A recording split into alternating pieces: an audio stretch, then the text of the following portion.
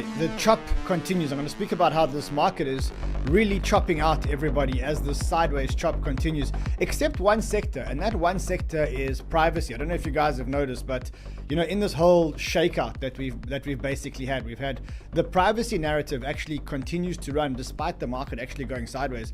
Today I want to spend a little bit of time talking about the privacy narrative, why privacy is so important, why it should continue running, and I've got a list of probably what I think are the best tokens in privacy right now, and we'll go through each of the list and I'll show you which ones have run, which ones will run, and why we need to be playing this privacy narrative as quickly as possible. So listen, I hope you're not getting chopped out by all this sideways chop, because I think the fundamentals and the technicals of crypto, the fundamentals and the price of crypto has never ever been so disjointed, and I think we need to focus on the narratives that are actually moving, and one of those big narratives is privacy. So without any further ado, let's get the show on the road, guys.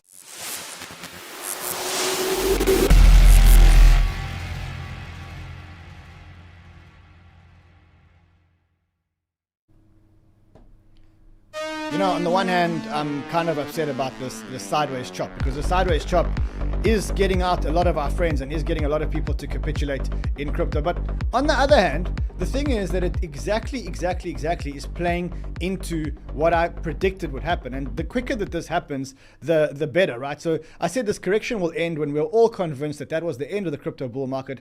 And it lined up exactly to the end of the previous cycle, which was like the 6th of October, where that previous high was actually hit. And what I predicted was, I predicted that the market would chop and chop and chop and chop sideways until everybody gets shaken out. Now, in the beginning, nobody was shaken out. And you can see that when I started asking people, like, is this the end of the bull market? 65% them on the 19th of October said, no, it's not the end of the bull market. But as the sideways chop continues, right? As the sideways chop continues, you can see that the results got a little bit less bullish and a little bit less optimistic. So it went from 65 to 63.5. And then this morning I asked the same question. Actually, what you're starting to see is that the sentiment is turning, that the momentum is turning, that now 51.2% of people actually believe that it's very much close to the end of the bull market. And this is exactly what I predicted. The quicker we can get this out the way, the quicker most people start to believe that this is the end of the bull market, the quicker this will play out. Now, I think we're getting there. When I say I think we're getting there, I see that, as I mentioned to you today, a lot of the sentiments have been flipping. Also, if you look at fear and greed, finally, it looks like we're going back into fear territory.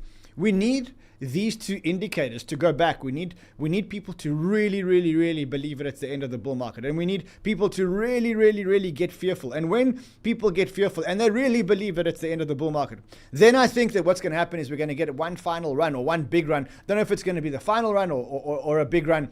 And I've kind of said, look, I think that this happens sometime around December. I kind of imagine that we've got another month of this chop, and then as everyone goes away on their vacations and everyone wants to take a break in December, that's when the market will come in again and sting us again and basically bring us all the amazing returns. That's when we'll start getting that like max pain point, right? Where the max pain is when everybody's on vacation and the market's running. That's like max pain. It happened last year. I don't know if you remember, but it was AI agent season. When we were in December, we had that like blow off top of the AI agent season. So I think something similar is going to happen, and I'm not really perturbed about what's actually going on, because it is something that I actually predicted. I did say to you guys that I think that's what's going to happen is we're going to get a period of chop, and that period of chop is really going to break everybody. Now, I mean, we're starting to see it right now. You can see, I think Miles said it today. He said that it's the worst sentiment that he's seen on crypto Twitter all year. You know, and I also think that what's making this much worse is that, like, we're in crypto. Crypto is the market that's supposed to give us the best returns out there. Like, people come to crypto to make money, right? They run away from stocks to come into crypto to make more money than they would have made on stocks, right? It's like almost like saying, like, you're supposed to get bigger returns in crypto than you're getting in stocks. The only thing is that when you look at the Banter bubbles and you look at like the stocks and you set it onto the 1 year time frame, like, these are the returns of the stocks in the last year. I actually want to do a side-by-side comparison and actually just compare that to the crypto and just see like what's a prettier picture. So let's put that there and let's just go crypto over here and go onto the 1 year. Okay, I mean, look, we have had one or two with bigger returns, including Zcash, which we'll talk about today. But But in general, I think like the stock market has given people amazing returns. And so I think right now it's very, very, very easy to get stuck in the price action and to get chopped out by the price action and to actually miss what's actually going on under the hood. And I think we've never had so many good developments, you could say in crypto, but also out of crypto. So like in terms of crypto and crypto adoption and the administration and whatever else, obviously I think now is the best time that we've ever had for crypto. But it's actually not only that, like things like all the wars that were happening, like they pretty much stopped. The trade deal with China is, I mean, it's a big deal. Like the stocks are running on the trade deal with China. Stocks like NVIDIA, and because NVIDIA really stands to benefit from this peace deal or this deal that Trump negotiated with China. The whole rare earth minerals thing, which was a big shock to the market, that's now gone. But the thing is that the price action doesn't reflect any of this. And it's like, it really is frustrating because you look at the S&P is at all-time highs. And not only that, it's had like 1, 2, 3, 4, 5, 6, 7th straight month of green candles. If you look at the channel that it's been in since 2020, like either it gets rejected here or we break through this channel. If we break in the S&P through this channel, by the way, I don't think it's going to break. Certainly, I don't think it's going to break first time round. But if we do break through this channel, then I think like all bets are off. This thing can go absolutely parabolic. But I don't think so. I think it actually will get rejected here. And I think that the stock market will actually have a correction that actually gets it back down to the levels of crypto. So I think that's what my thesis is. I also think that like don't lose sight of the fact that Solana's ETF launched last week, $500 million in inflows already, right? That's on week one. It's not reflected in the chart because of the current bad crypto sentiment. But I mean, there is institutional adoption, and the institutional adoption continues, and soon, very, very, very soon, the price will catch up. Guys, I just realized I didn't ask you to smash the like button, and I do see that there's like a lot or a few less people than we normally have in the chats. Do me a favor, smash the like button. It really, really, really helps us get distribution of our content. It'll take you guys 1 second just to quickly just press the like, and then yeah, I'll carry on with the show. I do want to spend a little bit of time talking about the one narrative that actually has, you could say, performed much, much, much better than the market. So even though the market has been completely sideways and choppy, and so much sideways and choppy that I want to just show you one little chart here. So it's this chart over here. If you think that this chop is killing you, I want to show you two things. The first thing I want to show you is if you look at when the pump started last year. So this is when the pump started, the 6th of November. And that was when Trump actually won the elections. Now, that is 1 year and 3 days ago, right? So 1 year and 3 days ago, the election results were announced. And that pump actually took us to this level over here, which is the 107,500. Now, we are about a year after the election, so 365 days after the elections. And for 365 days, we are at exactly the same point as the top of the December 17th top, which was you could call it the election top. So like if you're getting killed by this chop, it's been like we are at the same place we were a year ago. And I did a poll on my Twitter the other day, and I said to people, when were you richer? Last November or this November? And I want to show you the results, because I think the results are pretty astounding. This was I've been doing a lot of polls lately on my Twitter. Let me quickly just find the yeah. So when were you richer? Last November or this November? 72% of people said they were actually richer last November. That's crazy. That means that you've been working for like a whole year. You've been on this crypto narrative for the whole year. You've been running around looking at the markets for the whole year. And what have you got to show for it? Less than you had last year. And yeah, so that's really the state of the market. So if you are getting killed, I do think the worst is almost over. Remember, my price targets on Solana were 145. My price targets on ETH were 3350. And my price target on Bitcoin was around the 98,000. I kind of think that we're probably going to go to those levels, unfortunately. And then we're going to carry on with a massive run, which I've said will happen sometime in December or Jan. All right, let's talk about the big narrative. And I want to talk a little bit about privacy, because the privacy narrative has actually managed to beat the market. I mean, that's Zcash, that's ZKSync, which had a massive run this weekend. We'll talk about that massive run this weekend. And I think we need to talk about why the privacy narrative is so important and why it's so important right now. And I think we'll talk about why it's so important right now first, right? So why is it so important right now? Because the previous administration hated crypto. And to them, the one thing they hated more than crypto was privacy crypto. I don't know if you remember, but developers got really, really, really scared developing anything to do with privacy, because the previous administration actually arrested the Tornado Cash founders for creating a protocol that allowed people to have private transactions. And they said, well, if you create a protocol that allows people to have private transactions, then you can be deemed to have been facilitating the drug deals that were done through these private transactions, right? So the previous administration was very, very, very hostile to crypto. And as a result, the one thing that is more hostile than or worse than crypto, in their opinion, is private crypto. Like, as if crypto is not bad enough, private crypto is like the worst thing that could have happened to them. But the current administration actually sees it completely different. And the current administration actually believes that Americans should govern and have their right to privacy. And you can see this, you can see 𝗬𝗔𝗧, who's from the SEC, and you can listen to her views on privacy, but they pretty much echo the views of the current administration. We have given up financial privacy as sort of, we've assumed that we don't have a right to that as Americans, which is bizarre because it's so core to so much of what we do. And not only have we given that up, but we've also, as you mentioned, we've deployed the private sector to spy on all Americans. And so if you are dealing with a financial company and you give them your data, the presumption is, well, you gave it to them, so you don't have any Fourth Amendment rights to protect that data. In fact, they're sort of on call to hand over information to the government all the time. And so this administration has a very different view on privacy. They believe that it is part of human rights. And the truth is that if we want blockchain adoption, we have to have privacy. So, and the reason why I think we need to talk about the reason we need to talk about this is because I don't know how many of you know this, right? But when we created Bitcoin, Bitcoin was essentially supposed to facilitate.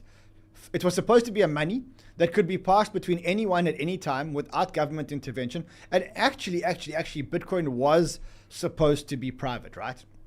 The only reason why Bitcoin is not private is because in order for us to know, to avoid the double spend problem in Bitcoin, which means that I would spend the same money twice, you have to be able to see the balances of all the other participants in the network.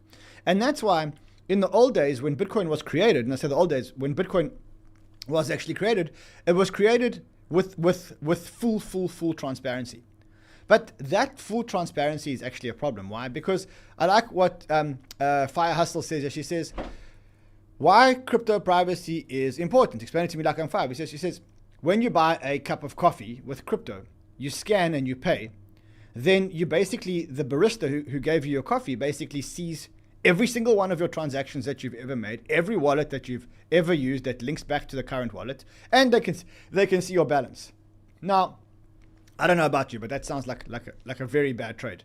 If you pay with crypto, you basically show everyone your entire financial history forever and how much money you actually have.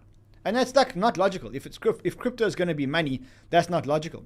Also, if you think about institutions, right? If I'm an institution like Goldman Sachs or Deutsche or whatever, and you know, one of the big things that institutions pride themselves on is they pride themselves on privacy. They deal with privacy, right?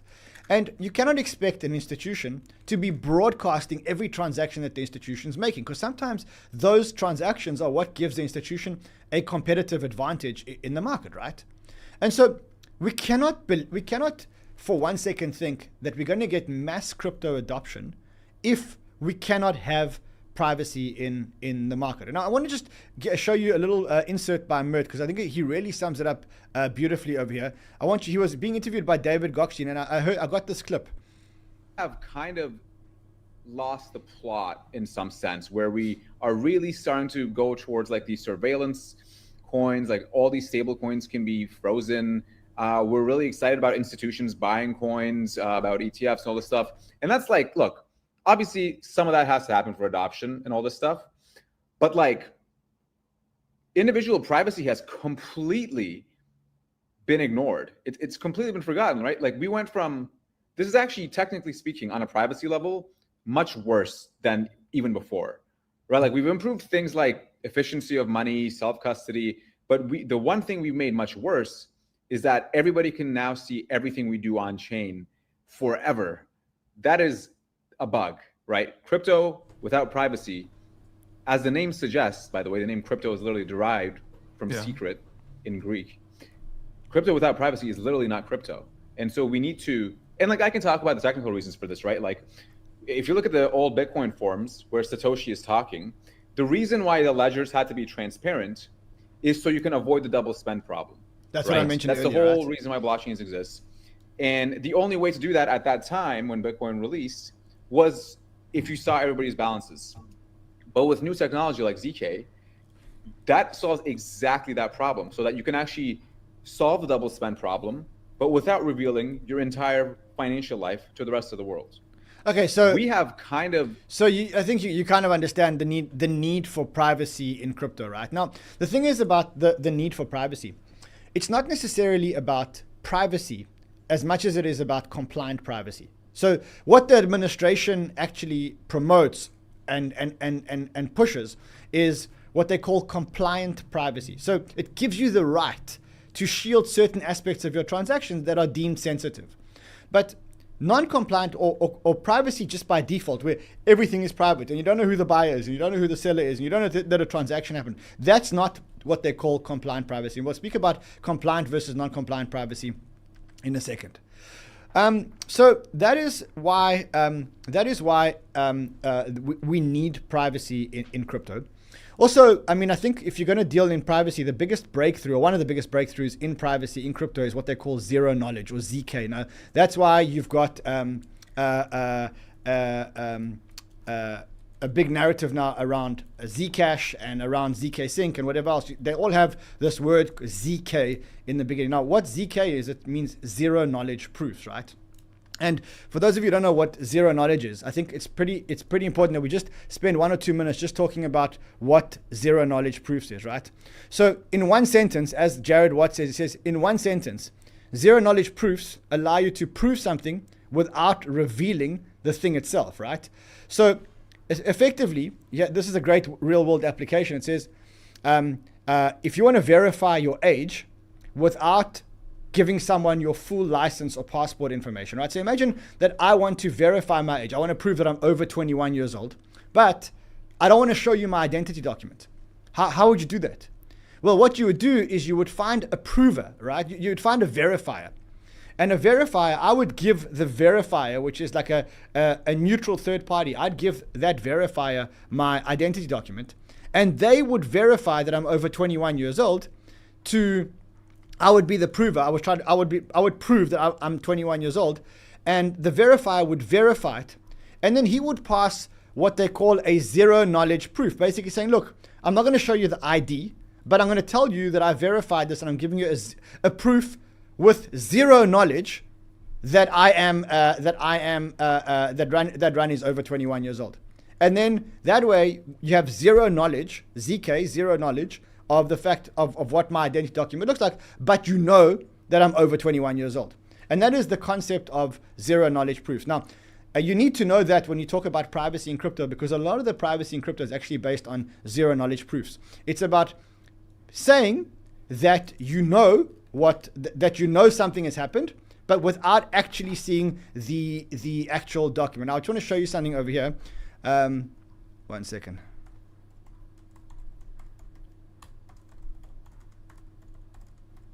Okay, I want to actually show you this.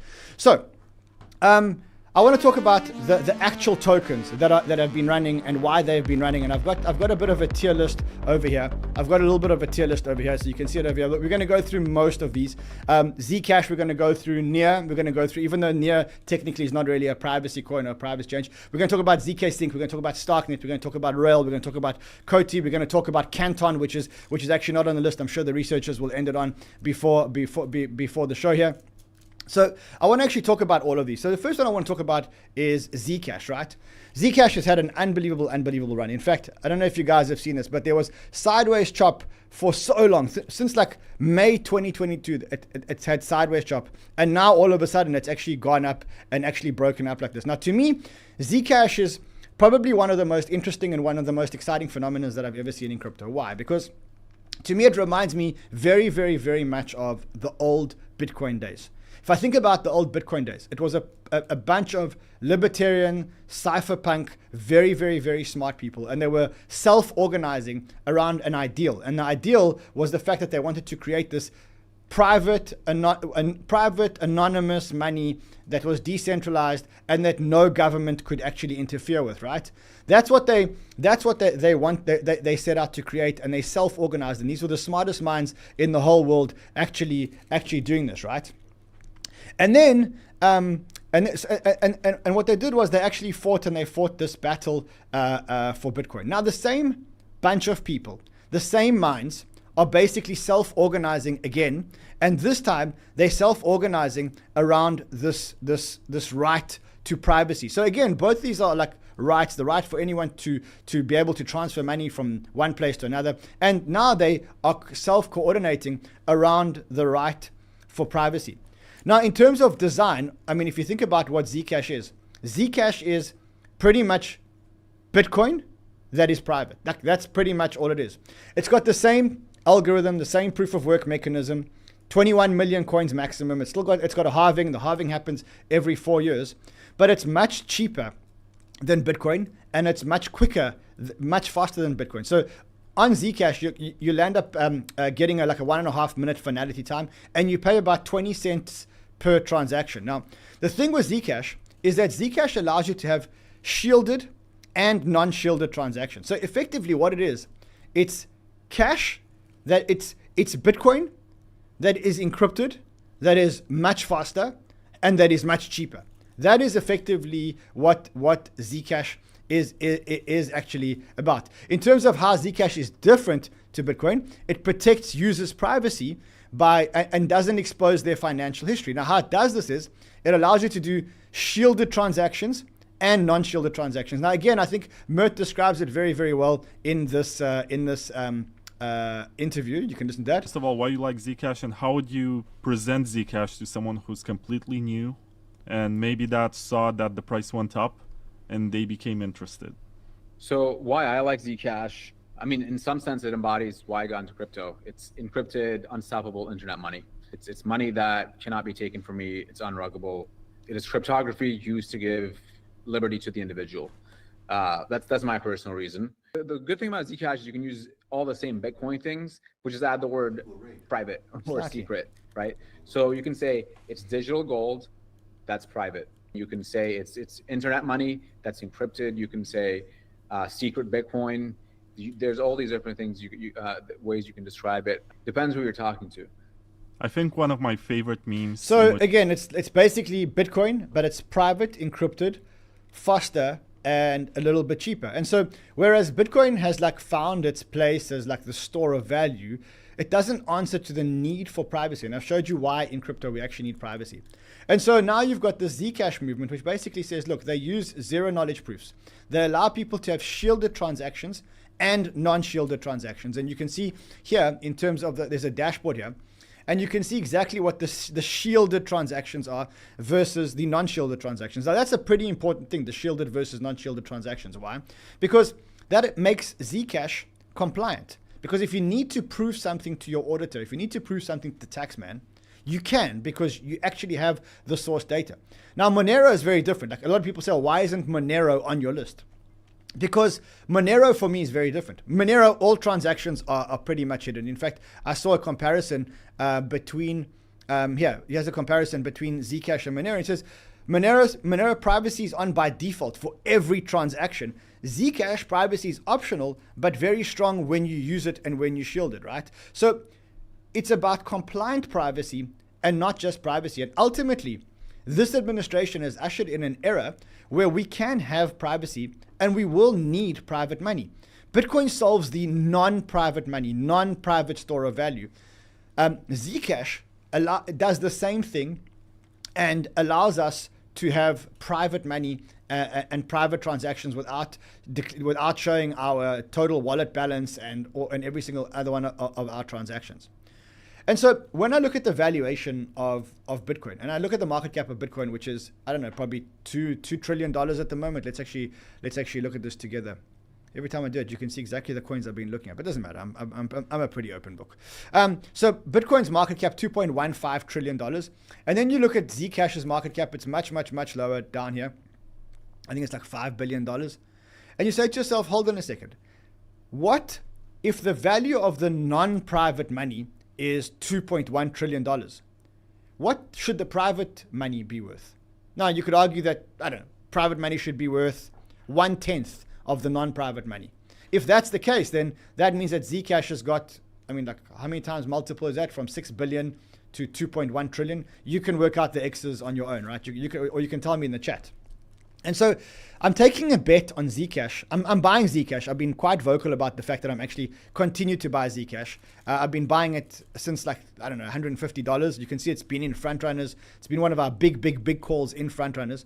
And I keep buying it. And the reason why I keep buying it is because I'm not buying it for a punt or a trade. This reminds me of the old days of Bitcoin. And I can tell you that, you know, in 2016 and 2015, when I was buying Bitcoin, and Bitcoin was hovering around 300, 350, 400, I mean, at the time, those moves seemed significant. But now, in the big scheme of things, when I actually look back, I'm like, well, hold on. What's the difference between whether I bought Bitcoin at $350 or $400, right? Because today, those Bitcoin are worth $100,000. And so my thesis is that the private money should maybe equal 10% of the non-private money, or maybe even 20%. And that shows you just how much upside Zcash has actually got, right? And that's why I keep saying, like, if you're selling your Zcash now, then either you're a trader, and I get it, if you're a trader, that's great. Trade your lines on your charts or whatever else. But if you are selling your Zcash now, you don't get it. This is like watching the Bitcoin movie all over again, except this time you're getting in at $350,000 or $350. Before the normies have heard of it, before I mean, where are the TikTok videos on Zcash? Where are the Instagram videos on Zcash? And that's why, like, I don't know, like, I don't really follow, like, the Ansem tweets, but I actually think that in this case is pretty right, where he says buying Zcash is at 432 is like buying Bitcoin at 432. I'd say maybe different. Maybe buying Zcash at 432 is like buying Bitcoin at 4,320. So like that's if you make the assumption that the private money will be only 10% of the non-private store of assets. And so again, like, I think this is a good team. This is like the best cypherpunks, libertarians out there, all putting their brain power together, self-organizing like they did in the old days. You know, in the old days, the Bitcoin maxis used to self-organize on places like Twitter and Reddit and stuff like that. And that's how they used to put code together. That's how they used to put the whole movement together. And I'm seeing the same thing happen on Zcash. And I was here in 2017. And I can tell you that it's almost deja vu. I'm watching this and I'm going, holy shit, like, this is Bitcoin repeating itself. And this time I'm not missing out. So I've actually made Zcash one of my biggest positions. I think it's like my third biggest position. Bitcoin Solana hyperliquid Zcash. That's pretty much what my portfolio looks like. I must say I've been pretty public about it. I like this tweet by 𝗏𝗏, and I think this is where we'll leave our Zcash coverage. He says Bitcoin is insurance against fiat. Zcash is insurance against Bitcoin. And this is when Zcash was at $69. Now, look, is the chart going to pull back? Definitely. Because the Bitcoin chart also pulled back thousands of times. I wouldn't be surprised if this chart pulled back all the way to $180 or somewhere along those levels. But do I believe in the case for private money that is on proof of work with a verifiable algo like Bitcoin? I rest my case. I think you pretty much get it. So that's the first one that I've actually called quite a lot in front runners. Now you may ask yourself, well, why did Zcash explode now? Like, why Zcash has been around for years and years and years. Why did Zcash only explode now? So three things actually happened. One, they improved the technology a lot. Two, they created user interfaces which were much better. Specifically, the wallets and stuff got a lot better. The third reason is because, I don't know if you guys know, but Near Intense is a platform which allows you to swap between assets on different chains, right? So it's like a messaging layer which allows you to swap on assets between chains. And ever since then, you can swap in and out of your Zcash very, very, very, very quickly and comfortably. So this Near Intense thing made getting in and out of your ZK your Zcash much easier. So like this is new all-time high of near intents with $109 million in volume, annualized blah blah blah. It says unlocked Zcash on chain, becoming its main liquidity venue in and out of other chains. So if you want to swap in and out from Zcash to other chains, you can do it with near intent. So near intents actually gave a springboard to Zcash. So if you're building a privacy portfolio, I really think that one of the things that you have to have in the privacy portfolio is actually having a Zcash. The next thing that you need to look at if you're building a portfolio of privacy, which I highly recommend that you actually do, is I would look at ZKSync. Now look, I called ZKSync again in Frontrunners this weekend. You can see the call over here. I called it here. So I called ZKSync in Frontrunners this weekend at 31 cents. This before it went to like 70 or 80 cents. And then, I mean, you can see it actually really exploded after the call. So as I called it actually went to 75 cents from that 31 cents. Guys, if you want to join Frontrunners, there is a link below. Go and join. Even in markets like this, I mean, here are the receipts that we're actually calling it right again and again and again. I mean, we called Zcash. We called, I want to show you again and again and again. So I'll show you, I want to just show you where the link is for Frontrunners. I'm sure it's somewhere here. Okay, ask Johnny to add the link for Frontrunners as well. Johnny, add the link for Frontrunners, sir. So what is Zcash? What is ZKSync? So ZKSync, if you think of Bitcoin or Zcash as money, right? If you think of like Zcash as the Bitcoin, which is a non-programmable asset, ZKSync is like the Ethereum. It allows you to program the money. So remember, like Bitcoin is unprogrammable. You can literally just send it from one place to another. There's no smart contracts. That's exactly what Zcash is. But then if you want to talk about privacy and privacy logic, then you need to look at other chains. And one of those chains, or one of those protocols, is ZKSync, right? So what is ZKSync? ZKSync is effectively a layer 2 protocol on Ethereum. And in fact, it's the most used layer 2 protocol on Ethereum by institutions, which allows institutions or anybody to spin up their own ZK encrypted, you want to call them side chains. They're not exactly side chains, just call them ZK rollups, which is like these like side chains on Ethereum, which settle back into Ethereum, right? And so you almost think about like this: if Deutsche Bank or if Citibank want to set up their own compliant, very private L2 and they want to settle to Ethereum, they can do that using a zero knowledge proof. So again, think about like a zero knowledge proof chain that Deutsche Bank spin up for all their transactions, and they do the transactions, and that zero knowledge chain actually settles onto Ethereum's mainnet. And that is what ZKSync have done. They've created the ability for anyone to launch what they call a ZK rollup or a ZK chain, for lack of a better word. And using ZK technology, these guys can achieve private transactions, but still settle the private transactions onto Ethereum. And that is the big breakthrough of ZKSync. And this weekend, Vitalik actually acknowledged ZKSync. He said ZKSync has been doing a lot of underrated, valuable work in the Ethereum ecosystem. Excited to see what comes from them. Now, why did he acknowledge it? Because ZKSync launched their new Atlas upgrade. Now, the new Atlas upgrade, in a nutshell, really revolutionizes ZK rollups. And why do I say it really revolutionizes ZK rollups? Because in the past, these ZK rollups were super expensive and super slow to finality, right? And what ZKSync did is they had this Atlas upgrade, which, as you can see here, brings 15,000 transactions per second and a finality of 0.8 seconds. So just under 1 second finality, right?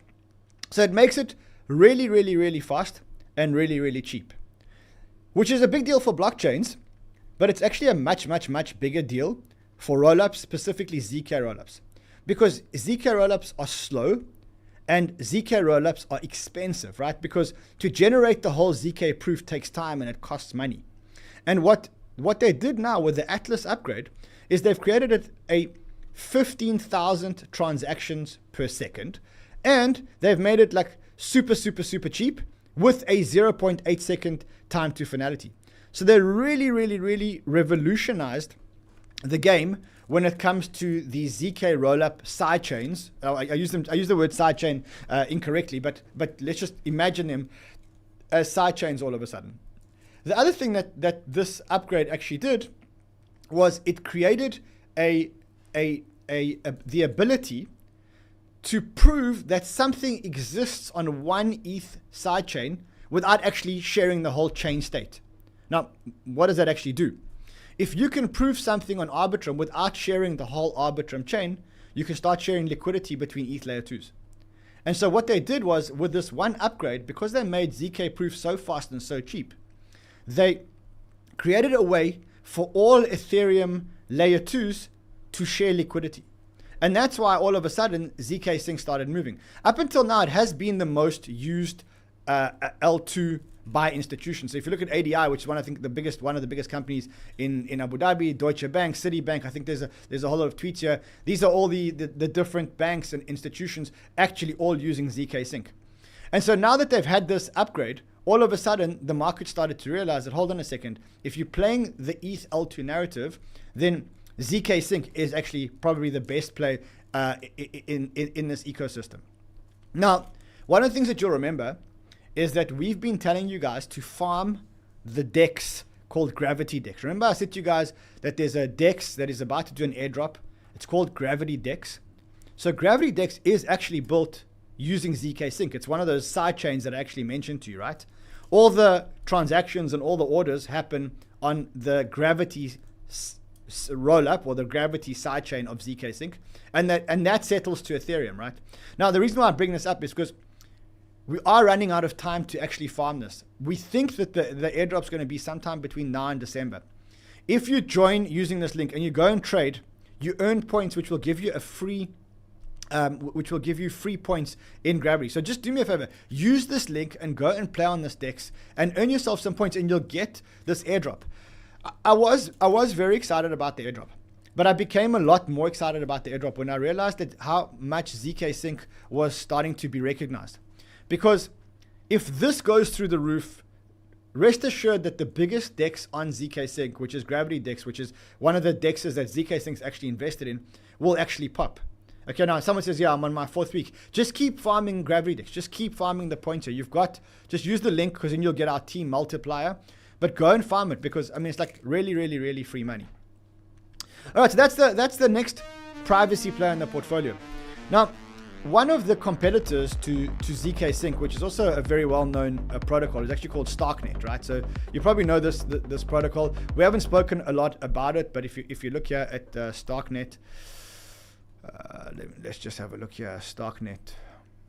There we go. So that's Starknet, right? What they are very, very, very similar technology. The only thing is that they're not as fast as ZKSync. And one of the other things that they did is they created their own programming language.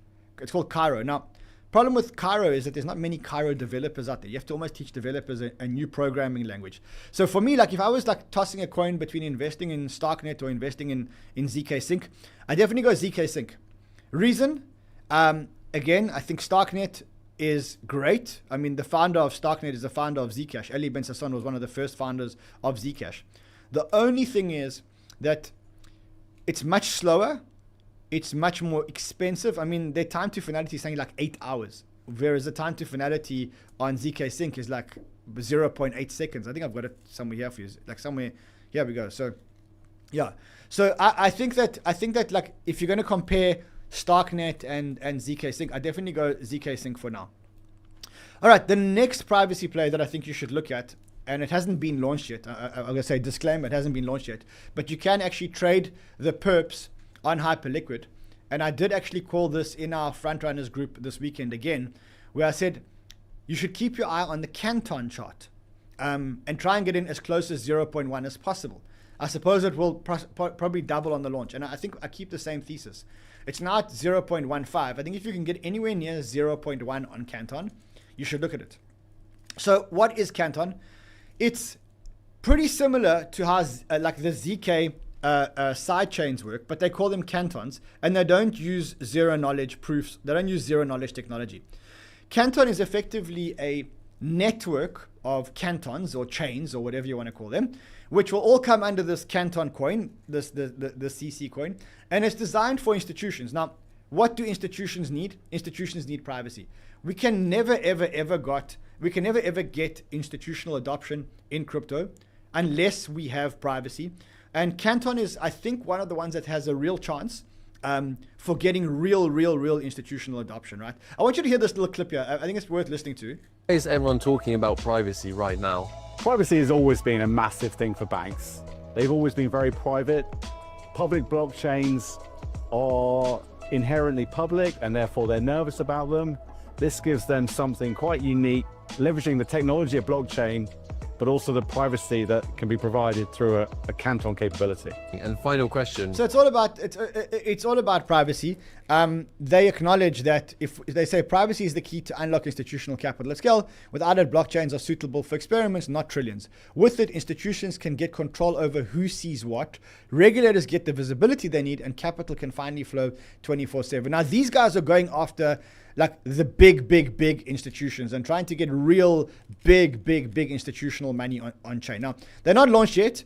The indications are that they're going to launch at about 15 billion FDV. If you can get anywhere around like 10 billion FDV, then I think it definitely is something that you should be looking at. So that's another one of the privacy plays. I want to talk about one or two more. I think the one that I want to talk about now is, I think it's super exciting. And the reason why it's super exciting is because what I've shared with you at the moment is I've shared with you zero knowledge proofs. And if you listen to like what I say when I say zero knowledge proofs, it is a proof that something has happened. So I'll give an example. Let's go back to our identity document example, right? The identity document example proves that I am of a certain age and just gives you the outcome, but not the logic, right? It doesn't give you the computation, doesn't give you the logic. I'll give you another example, right? Assuming that I wanted to run a computation on a bunch of hospital records, but they had to be kept private. So think, like, imagine I owned a hospital and I needed to run a certain test or a certain computation to see which drugs worked on which patients. Problem is that I could have no access to the patient record because patient records are private. The question is, how would you run that computation? And it's a big question, because imagine, like, for example, imagine WhatsApp data, right? Imagine you got WhatsApp data which is completely encrypted and private, right? But I wanted to run an algorithm to see how many people in WhatsApp were talking about a certain topic. Because I have no access to the WhatsApps, I cannot run computations on that data. However, there is a way to do it, or in fact, there's two ways to do it. So the one is called fully homomorphic encryption, right? Now, fully homomorphic encryption means that you can actually run computations, right, whilst keeping data confidential. So like the WhatsApp example, like the hospital example, you could run that using what they call fully homomorphic encryptions. When they talk about fully homomorphic encryptions, they mean data that is encrypted, but allows you to fully run computations on that encrypted data. I mean, I know it sounds like crazy. Like, how do you compute data that you don't actually see the data? But it actually can happen, right? The problem with fully homomorphic encryptions is that fully homomorphic encryptions are slow and super expensive, right? However, there is a protocol, Coti, which is working on something that achieves the same thing or similar things, right? But does this much quicker. So this is 𝗂𝗂𝗂, who's the founder of Coti, says, first came privacy coins like Zcash, Dash, Monero, solving transfers. Now comes ZK-based tokens like ZK, Mina, enabling basic single-party privacy, right? The next layer of privacy is real privacy use cases by allowing you to compute privacy data. And so Coti has got this technology, which they call garbled circuits, which allows you to protect logic. So ZK protects visibility and garbled circuits protect logic. So effectively, it creates a programmable privacy. It creates programmable privacy, which unlocks the next layer of DeFi. Now, there's two people or two protocols or two thinkings that have solved this problem. The one is fully homomorphic encryptions, and yes, fully homomorphic encryptions is the holy grail.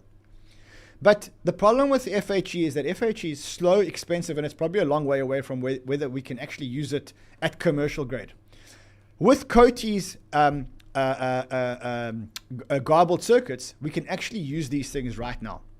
And I don't think that the market's actually caught onto Coti's garbled circuits yet, because the price of Coti hasn't started moving. Now, one of the things that they've done is they've launched a private DEX, which is called 𝗲𝗡. I don't know if we can actually, here it is, 𝗲𝗡. So this DEX uses their technology, right?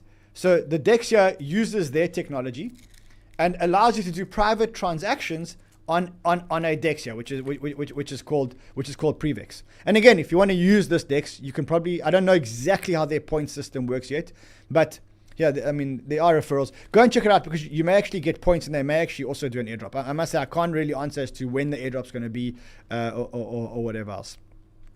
So look, that's the privacy terrain. There are a couple of others. I mean, there's this play on Solana, which is called Archium. Now, what this does is it allows for a privacy layer on top of dApps, which I think is going to be pretty important. And then you've got another big privacy one, which is called Railgun. For me, like, if I was building a privacy portfolio right now, I would definitely have Zcash in the portfolio.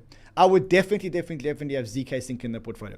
And then I would have like one or two others, like, I don't know, maybe Coti.